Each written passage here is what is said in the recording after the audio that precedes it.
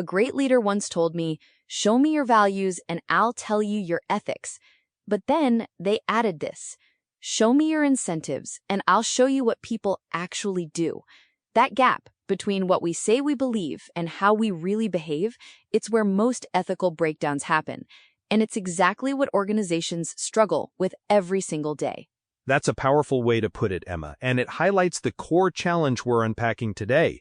Welcome back, everyone, to Part 3 of Unit 8 of BUS 3306, Business and Society. In Part 2, we discussed ethical leadership and how it shapes culture. But the real question is, how do leaders translate those values into tangible actions across an entire organization?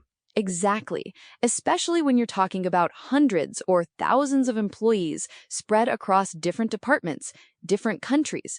You can't just rely on everyone instinctively knowing what the right thing is in every situation. That's a recipe for chaos, or at least inconsistency. And that's precisely why organizations develop what we call ethical systems. The two most common and often confused are the Code of Ethics and the Code of Conduct. While they sound similar and are sometimes used interchangeably, they serve distinct purposes. Understanding this difference is critical for any future manager. So let's start with the Code of Ethics.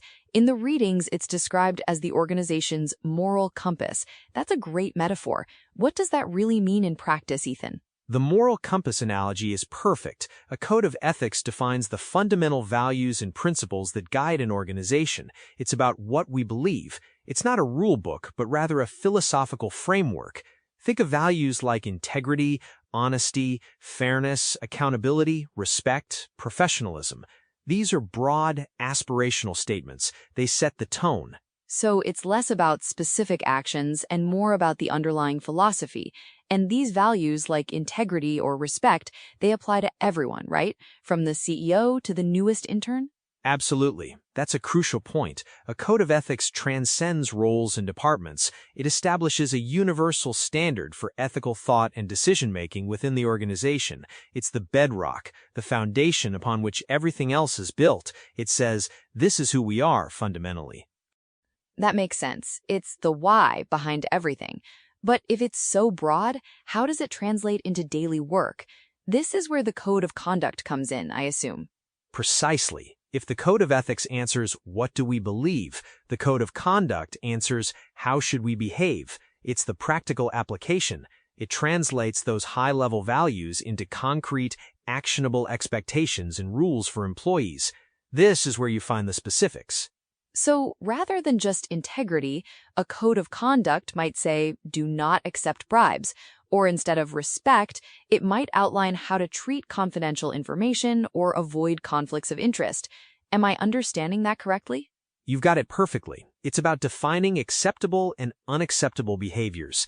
Things like protecting confidential information, reporting unethical conduct, using company resources responsibly, following health and safety procedures. These are direct instructions, not just guiding principles. They provide the guardrails. So, to simplify, Code of Ethics is about values, and Code of Conduct is about behavior. That's a really clear distinction that I think many people miss, often using the terms interchangeably. And that's the core differentiator. One sets the moral framework, the other outlines the operational rules stemming from that framework. They are intrinsically linked but serve distinct functions. This distinction, as the readings highlight, is vital because you need both for an effective ethical system. This leads us to a key orientation point. The essential idea here is that values alone are insufficient, and rules without a moral basis can become arbitrary or easily circumvented. They really do need each other. Absolutely. Imagine a company that proudly proclaims integrity, honesty, respect on its website and in its code of ethics. Those values sound impressive, but what happens when an employee receives an expensive gift from a supplier? Is accepting it okay? What if it subtly influences future purchasing decisions? Should it be reported? Right.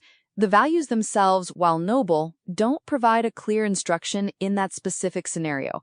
The employee might rationalize it as just a gift, especially if there's no explicit rule. Exactly. That's where the code of conduct steps in. It might explicitly state, Employees shall not accept gifts of significant monetary value from suppliers, or all gifts above a certain value must be declared and approved by management. This provides the practical direction that the broader values can't always offer. So the code of conduct fills the gap by turning the abstract into the actionable. Without it, values can feel like empty promises, just words on a wall. And conversely, without the underlying values, rules can feel arbitrary. If an employee doesn't understand why they shouldn't accept a gift, if they don't grasp the principles of fairness and avoiding conflicts of interest, they might just look for loopholes or resent the rule. That's a good point. It's not just about compliance, it's about understanding the spirit of the rule. You want employees to internalize the ethical foundation, not just follow a checklist. This brings us back to the example of purchasing equipment. Yes, it's a classic ethical dilemma. You're responsible for purchasing, and a potential supplier offers you an all-expenses-paid luxury holiday if you approve their contract. Legally, depending on the jurisdiction, it might not even be a criminal offense if it's disclosed properly or within certain monetary limits, but ethically, the implications are huge. My immediate thought is, how would that influence your objectivity? Could you genuinely say you're still making the best decision for the company, or has that holiday created a bias? Precisely. Would other suppliers still receive fair consideration? How would your colleagues or other stakeholders perceive your decision if they knew about the incentive? The question shifts from, can I do this, to should I do this? And that's a critical ethical pivot. That distinction, can I do this versus should I do this, is profound. It moves beyond legality and personal benefit to a broader consideration. And the readings emphasize considering multiple stakeholders. That's a huge component of ethical decision-making, isn't it? It is. Ethical decisions aren't made in a vacuum. They impact shareholders, employees, customers, the community, even the environment. A manager focused only on short-term profit for shareholders might miss the long-term harm to customers or employee morale. An ethical manager weighs those complex, often conflicting interests. So it's about expanding your lens beyond immediate self-serving outcomes. This is where I think many people assume ethics is something innate. You either have it or you don't. But the material suggests it's something that can actually be taught and cultivated. Absolutely. It's a skill, like any other leadership competency. Organizations can and should teach ethical decision-making frameworks. It's not about memorizing rules, but about developing a systematic approach to analyzing ethical dilemmas. The readings lay out several useful questions for managers to ask themselves in difficult situations. Let's dig into those questions because they provide a really practical toolkit. The first one is straightforward. Is this legal? If the answer is no, then the decision stops there. No debate. That's the absolute baseline. If it's illegal, it's off the table. But legality isn't the sole measure of ethicality. The second question immediately builds on that. Is this consistent with our organizational values? Something might be legal, but still violate the company's ethical principles. I can see that. For instance, something might be technically legal, but it could still be deceptive or exploit a loophole that goes against the spirit of transparency the company espouses. So legality is necessary, but not sufficient. Exactly. Then you move into the impact. Who benefits from this decision? And critically, who could be harmed? These questions force a manager to consider the broader stakeholder landscape. A decision might benefit shareholders, but at the expense of employee well-being or customer trust. That's where the stakeholder lens truly comes into play.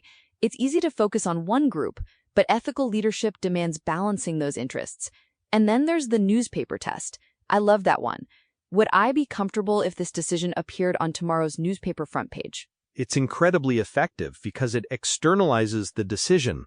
It forces you to think about public scrutiny, reputation, and how a neutral third party would perceive your actions. If you feel that knot of discomfort, it's often a strong indicator that you're on shaky ethical ground. It's simple, but powerful. And the last one, would I make the same decision if it affected someone I care about? That really personalizes it, doesn't it? Ethics often becomes clearer when it touches someone we love. Indeed, it moves the decision from an abstract corporate policy to a human impact. This framework helps managers systematically navigate complex situations, preventing them from relying solely on gut feelings or personal bias.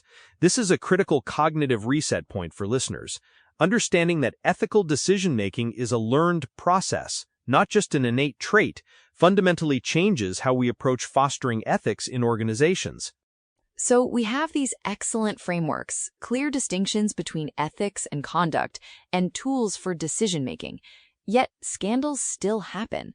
Beautifully designed codes of ethics, professionally written, available to every employee, and still organizations fail. Why? Because documents alone don't change behavior, people change behavior, leaders change behavior, and organizational culture ultimately dictates behavior. This is a crucial point of friction, the disconnect between what's written and what's lived. That's a very real tension. Imagine a code of conduct that explicitly prohibits dishonesty, but then management rewards employees who hit unrealistic sales targets, no matter how those targets are reached. The written policy says one thing, but the leadership's actions, the incentives, they say something completely different. And when that happens, employees will always follow the actions of leadership, not the words in the handbook. The culture, driven by leadership behavior and incentive structures, trumps any written policy. This is why ethical systems need robust support. So it's not enough to just have a code of ethics and conduct. They need to be consistently reinforced. We're talking about integrating ethics into performance evaluations, promotion decisions, training programs, recognition systems, making it part of the everyday conversation. Precisely, it needs to be woven into the fabric of the organization. Otherwise, the code of ethics becomes just another document that collects dust, rarely read and even less frequently applied. That's a significant failure point for many organizations. It reminds me of the point from this week's governance reading. Strong organizations don't build ethical systems because they expect everyone to behave badly. They build them because good people can still make poor decisions under pressure. That really resonated with me. It's not about policing inherent malice. It's about recognizing that deadlines, financial incentives, conflicting priorities, or even the desire to please a superior can push otherwise good people to make small compromises. A tiny shortcut, a small lie, a minor favor. And those small compromises over time become habits. And those habits can become ingrained in the organizational culture, eventually impacting its reputation. It's a slippery slope that starts with seemingly insignificant choices. Exactly. Most unethical decisions don't start with a deliberate intent to be corrupt. They often begin with these small, seemingly harmless deviations. The ethical system's purpose is to guide people before those small problems snowball into major scandals. It's a preventative measure, a navigational tool. So it's less about punishment and more about proactive guidance. It shifts the focus from catching wrongdoing to preventing it by providing clarity and support for employees. It's a subtle but important distinction in how we view the role of ethics in a company. And that leads to another tension. The ethical choice often is the more difficult choice. There's pressure to reduce costs, increase profits, satisfy investors, outperform competitors. These pressures are real and constant in the business world. And in those moments when the pressure is intense, it's easy to cut corners or make decisions that prioritize short-term gains over long-term ethical integrity. This is where a strong ethical system becomes invaluable. It provides clarity. It reminds everyone what the organization stands for, what its fundamental non-negotiables are. It's a touchstone. It empowers leaders to make decisions they can be proud of years down the line, even if those decisions were initially harder or less popular. So it's not just about avoiding bad outcomes, but about enabling good ones. It fosters a sense of purpose and helps maintain trust, both internally and externally. It's a long-term investment in reputation and sustainability. Precisely. The strength of an ethical system isn't just in its written components, but in its consistent living embodiment through leadership, culture, and daily decisions. This perspective is a crucial cognitive reset for understanding that ethics isn't a static document, but a dynamic, ongoing practice. And as future managers, business owners, or organizational leaders, understanding this distinction between a code of ethics and a code of conduct, how to implement them effectively, and how to foster a culture that actually lives by them is absolutely essential. It's the difference between a company that merely survives and one that truly thrives with integrity. It's about building a legacy, not just a balance sheet. The real power of ethical systems lies in their ability to guide people through the gray areas, to unify an organization around a shared moral purpose, and ultimately, to safeguard its reputation and its future. The integrity of an organization isn't just about avoiding the bad, it's about actively pursuing the good, even when it's challenging.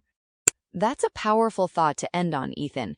It's not just compliance, it's about character for both individuals and the organization as a whole.